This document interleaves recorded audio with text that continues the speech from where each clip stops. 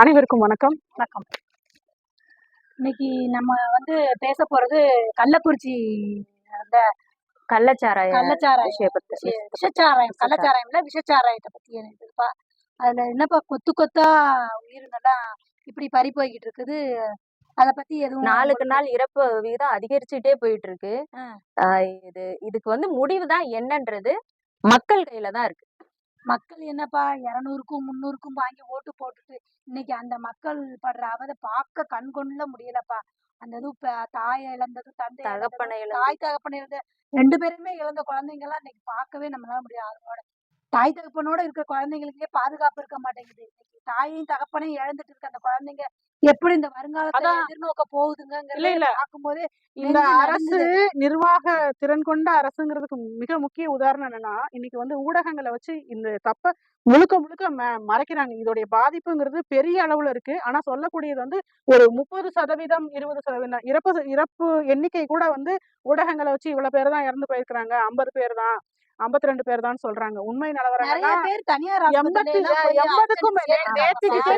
நேத்து கேட்கும் போதே அங்க இருந்து வரக்கூடிய உண்மையான நிலவரம் என்னன்னா 80 பேர் மேற்பட்ட உயிர்கள் இது வரைக்கும் போயிருக்கு.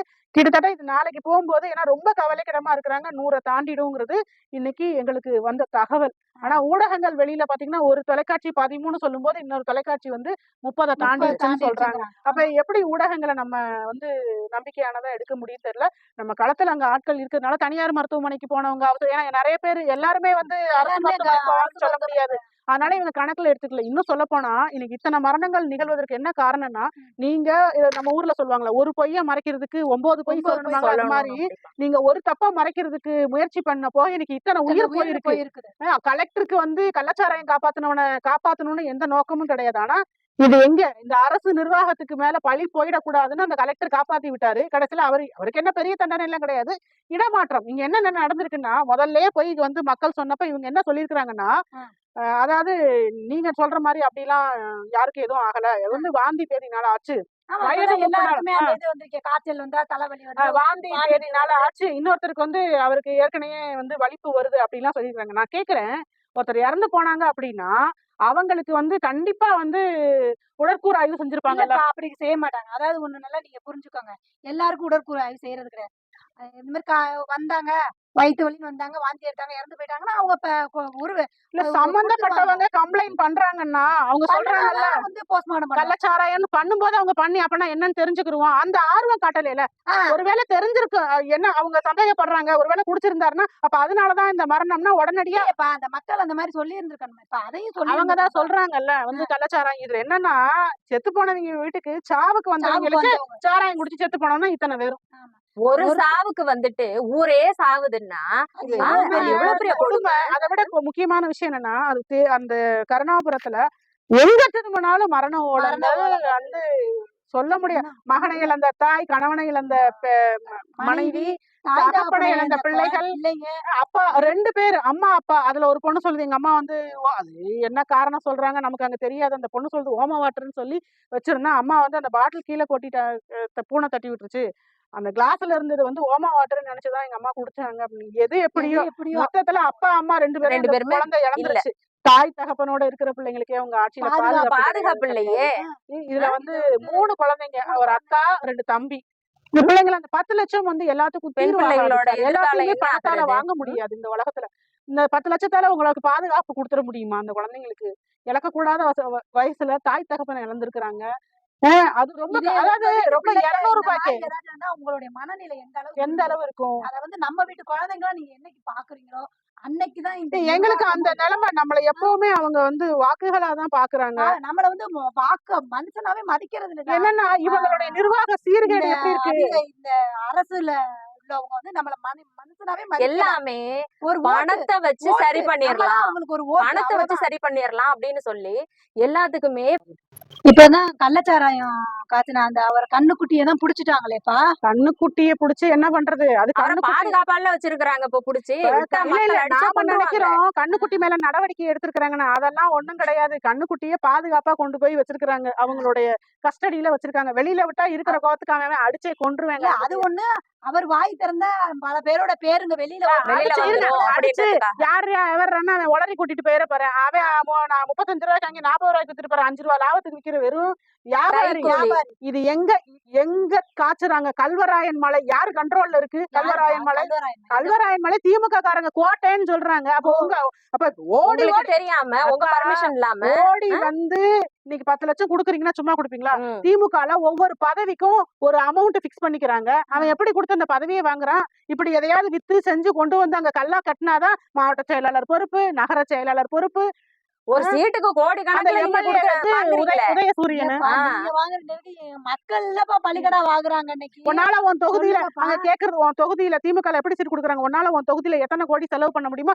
யாரு உச்சத்துல செலவு பண்றானோ அவன் எந்த தொழிலும் இருக்காது. உச்சத்துல செலவு பண்றவன அவனுக்கு சீட்டு கொடுத்துறீங்க. அவனுக்கு என்ன தொழில் இருக்கும்? இந்த மாதிரிதான் ஏதாவது ஒண்ணு இருக்கும். பிரசச்சாராயத்தை வித்து கல்லா கட்ட வேண்டியதா? ஊர்ல இருக்கிறவன் தாலி எடுத்து கொண்டு வந்து போடணும். அப்பதான் சீட்டு. இல்ல, இளம் விதவைகள் அதிகரிச்சுக்கிட்டு வர்றாங்கன்னு சொன்னா அந்த அம்மா அக்கா நாங்க மேடைக்கு ஆயிரம் 55, பேசுவோன்ற 60 மாதிரி பேர் பேசுறாங்க. தாலி எடுத்து நிக்கிறாங்களே. இப்ப அதையும் வந்து அந்த தாலி அம்மா மட்டும் வாங்க அறுத்து அதோட இருக்கிறாங்க. சேர்த்துக்க வேண்டியதா? பிள்ளைங்க அம்மா அப்பா பிள்ளைங்கள இறந்துட்டு நிக்கிறாங்க. இந்த கொடுமையில எவ்வளவு எங்க போய் கொடுமை சொல்றது? நம்மளால கண் கொண்டு கேட்டா பார்க்க மெத்த முடியல. நாள் வந்து வெளியில இருந்து வந்ததுனால மெத்த நாள் கலந்தது யாரு? காய்ச்சினது யாரு? இந்த அரசுனால அந்த மெத்தனால திமுக இல்ல திமுக காரங்க அந்த கள்ளச்சாராய ஃபேக்டரி இருக்குல்ல, கல்வராயன் மலை தான் அவங்களோட ஃபேக்டரி. அதுக்கு இன்வெஸ்ட்மெண்ட் திமுக காட்சி குடுக்கறதுக்கு யாருன்னா ஒரு 50 குடும்பம் இருக்கு. அந்த மலைவாழ் குடும்பம் இருக்கு. அவங்களுடைய கண்ட்ரோல்ல வச்சுக்கிட்டு இவங்க கேட்டா அவங்க காட்சி குடுக்கணும். அவங்க என்ன பண்ணுவாங்க பாவம்? அப்ப காட்சி குடுக்குறாங்க. அப்ப அவங்களுக்கு ஏதோ support 5-10 ஆசைப்பட்டு அவங்க அவங்களுக்காக செய்யற இல்ல, வேலை. அவங்களுக்காக குரல் கொடுக்கக்கூடிய அந்த பொது உடைமை தத்துவம் எல்லாம் பேசுவாங்கல்ல உலக அளவுல.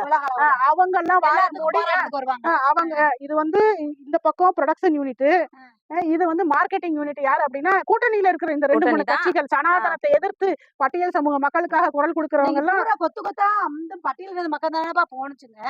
இன்னைக்கு அவங்களுக்காக யாருக்கா பேசியிருக்கிறா? எல்லா கட்சிக்காரங்களும் கள்ளக்குறிச்சிக்கு போறாங்க. சீமான் மட்டும் வரல அப்படின்னா இந்த அரசியல் நாடகத்தை நடத்த நாங்க வரல. நாங்க அரசியல் புரட்சி பண்ண வந்தோம். இந்த கள்ளக்குறிச்சியில போய் அந்த மக்களுக்கு ஆறுதல் சொல்லலாம்.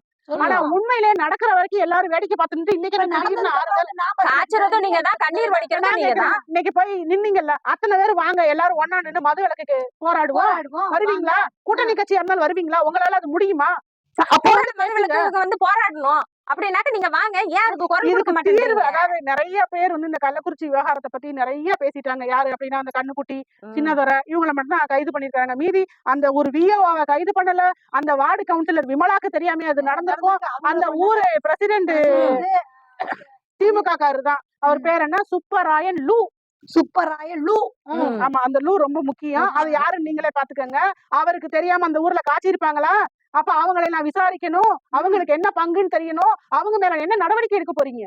இதெல்லாம் நீங்க எடுக்க மாட்டீங்க. உங்களுக்கு தெரிஞ்சதெல்லாம் அந்த கடைக்கோடியில இருக்கிறதுக்கு அதே அந்த பட்டியல் சமூக மக்கள்லயே எவனாவது ஒருத்தன். ஏன்னா காய்ச்சினவன் குடிச்சவன் எல்லாத்துக்கும் இழிச்சவன் அந்த பட்டியல் சமூக மக்கள். இதுக்கு நல்லா யோசிக்கணும். இது திட்டமிட்டு நடத்தப்பட்ட இன அழிப்பு. கண்டிப்பா. ஆதி தமிழ் குடிகள் மேல இவங்களுக்கு இருக்கக்கூடிய வன்மம் தான் இதுக்கு காரணம். இதுவே வேற எங்கேயாவது நடந்திருந்தா இந்நேரம் எவ்வளவு பெரிய பிரச்சனையாக்கி இருந்திருப்பாங்க தெரியுமாக்கா? வெறும் 10 லட்சத்துல முடியிற பிரச்சனையாக்கா இது? கேட்டா இது அரசியல் ஆதாயத்துக்காக பேசல. இல்ல, அங்க கேக்குற அழுகுறலுக்காக எங்க கதவை தட்டி எங்களை உறுத்துது. உங்களுக்கு தட்டலையா? நீங்க தான் யோசிக்கணும். நாட்டுக்காக உயிரிழந்தவங்களுக்கு எவ்வளவு நீங்க கொடுக்குறீங்க? ஒரு பட்டாசு ஆலையில வெடி விபத்து ஏற்படுது. அவங்களுக்கு நீங்க எவ்வளவு கொடுக்குறீங்க? வேலைக்கு போறாங்க, வெடி விபத்துல இறந்து போறாங்க. அவங்களுக்கு எவ்வளவு கொடுத்துருக்கீங்க? ஒண்ணு வேண்டாம். சென்னை வெள்ளத்துல அவ்வளவு பேர் நடுத்தருல நின்னவங்க 6000 கொடுக்குங்க. நீங்க 6000 குடும்பம் நடத்திட முடியுமா? இத்தனை வருஷம் ஜாமா போனோம். நாங்க ஜாமா போடுச்சு. அந்த மக்களுக்கு குடுக்கறதுக்கு நாங்க எதிரா பேசல. ஆனா தீர்வுங்கிறது இறந்து போன குடும்பத்துக்கு 10 லட்சங்கிறது தீர்வு கிடையாது. இந்த மாதிரி ஒண்ணு எங்களுக்கு நல்ல சாராயமும் வேண்டாம், கள்ளச்சாராயமும் வேண்டாம். ரெண்டையும் ஒழிச்சிட்டு இரும்பு கரம் கொண்டு ஒடுக்குவீங்கல்ல, அதை செய்யுங்க. எங்க பொருளாதாரம் எங்க பக்கத்து மாநிலம் கேரளா, அவன் டூரிசத்தை வச்சு அவன் மக்களை பொருளாதாரத்துல மேம்படுத்தி கொண்டு போறான். துபாய் பாலைவனம், அவன் வந்து அங்க விவசாயம் பண்ணலாமான்னு பாத்துட்டு இருக்கான். நீங்க விவசாயம் தான் பண்ணுவேன்றவன்ட்ட விவசாயத்தை இல்ல விமானமே இல்லாத ஒரு துறைக்கு விமான விமானத்தை நிலையம் கொண்டு- கட்டுறதுக்கு கொடுக்கறது. நான் விவசாயம் தான் பண்ணுவேன்னா 8 வழிச்சாலை போடுறதுக்கு நிலத்தை பிடிக்கிறது. குண்டர் சட்டம் போட்டு நிலத்தை புடுங்கி கொடுக்கறது. இந்த வேலையை தானே பாத்துட்டு இருக்கீங்க. இத வந்து நாங்க ஈடில்லா ஆட்சி, ஈடில்லா ஆட்சி, ஈடில்லா இவங்களே அதுக்கு மார்க்கெட்டிக்கிறது, இவங்களே சுய விளம்பரம் பண்ணிக்கிறது. ஈடில்லா ஆட்சி, 2 ஆண்டை சாட்சி, முத்தான ஆட்சி, 3 ஆண்டை சாட்சி அப்படின்னு. முத்தான ஆட்சி, 3 ஆண்டை சாட்சி நீங்கள இந்த வரிசையா இருக்கு. உங்க முத்தான ஆட்சிக்கு வேங்கை வயல்ல அன்னைக்கு மலம் கலந்தாங்க. அவங்களுக்கு என்ன நீதி கிடைச்சிச்சு? ஒண்ணும் கிடையாது. அடுத்தது அடுத்தது ஏதாவது ஒரு நடிகையோட பிரச்சனையை எடுத்து போட்டாங்கன்னா எல்லாரும் எல்லாம் அடிச்சு முடிஞ்சு போச்சு. மறந்துடுவாங்க. இத மறக்க அடிக்கப்படுறாங்க. நம்ம தான் விழிச்சுக்கணும். இது நமக்கு இது நடக்கிற நமக்கு அநீதி. நடக்கிற அநீதி. இன்னைக்கு அதாவது யார் வீட்லயே இலவு விழுதுன்னு சொல்லி நம்ம கடந்து போகும்போது இந்த சம்பவங்கள் நாளைக்கு எங்க வேணாலும் நடக்கலாம், யாருக்கு வேணாலும் நடக்கலாம். நம்ம வீட்லயே நடக்கலாங்க. அது உண்மை. இப்ப நீங்க சொன்னீங்க பாத்தீங்கன்னா, நமக்கு நடக்கலாம், நம்ம பிள்ளைங்க பாதிக்கப்படலாம், நம்ம வீட்டுல இருக்கிறவங்க பாதிக்கப்படலாம். அந்த எண்ணத்தோட இந்த பிரச்சனைய அணுகுங்க, கண்டிப்பா அணுகுங்க. இந்த மாதிரியான ஒரு முறைய ஒழிக்கிறதுக்கு என்னெல்லாம் முன்னெடுப்பு இருக்கோ எல்லாத்துலயும் உங்க பங்களிப்பை கொடுங்க. நம்ம அடுத்து நகர வேண்டியது பூரண மதுவிலக்கணத்தை நோக்கி தான். கண்டிப்பா. ஏன்னா இவங்களை மாத்துறதுன்றது, இவங்களை திருத்தி காந்தியாக்குறதோ புத்தராக்குறதோ இல்ல மிகப்பெரிய தியாகியாக்குறதோ நம்ம வேலை கிடையாது. இவங்க மாற மாட்டாங்க. அவங்க இப்படித்தான் அவங்களை கடைசி கண்ணீர் நீங்க எவ்வளவு வடிச்சாலும் இதுக்கு தீர்வே கிடையாது. நிச்சயம் இதுக்கான தீர்வு மக்களோட கையில தான் இருக்கு. நம்ம கையில தான். நம்ம தீர்வு மெத்தனமான அரசியல் கேட்டா மெத்தனமான அரசியல்வாதிகளோட சதிதான் இதுங்கிறது என்னுடைய ரொம்ப முக்கியமான விஷயம். கொண்டாடுனீங்க இல்லையா கருணாநிதி 100. இப்ப கருணாபுரம் 100 நோக்கி போயிட்டு இருக்காமா. கருணாபுரம் 100 நோக்கி போயிட்டு இருக்கு. இதுதான் உங்க ஆட்சியோட சாதனையா? சொல்லலாம், வேணா ரைமிங்கா சொல்லலாம். ஆனா அங்க அழுதுட்டு இருக்குது எங்க அக்கா தங்கச்சி. அங்க உள்ளவங்க தாலி அறுத்து அது கத்திக்கிட்டு இருக்குங்க வரிசையா பணத்தை போட்டு. ஒரு பணத்தை தூக்குறதுக்கு 4 பேர் வேணுங்க. அது கூட ஆள் இல்லாம 10க்கு 10 இருந்த சுடுகாட்டை அகலப்படுத்துறது உங்க ஆட்சியோட சாதனையா? மின்சார தகன இடம் அதாவது ஹவுஸ்ஃபுல்லு, சாதாரணமா எரிக்கிற இடம் ஹவுஸ்ஃபுல்லு, புதைக்கிற இடம் ஹவுஸ்ஃபுல்லு, இப்படி ஹவுஸ்ஃபுல் எல்லா இடத்துலயும் போடு போட்டு எவ்வளவு பெரிய சாதனையை பண்ணிருக்கோங்க. திராவிட மாடல். இருக்கிறவன் காட்சி குடிக்கணும், இல்லாதவன் காட்சி குடிக்கணும். இதுதான் திராவிட மாடல். அதானே?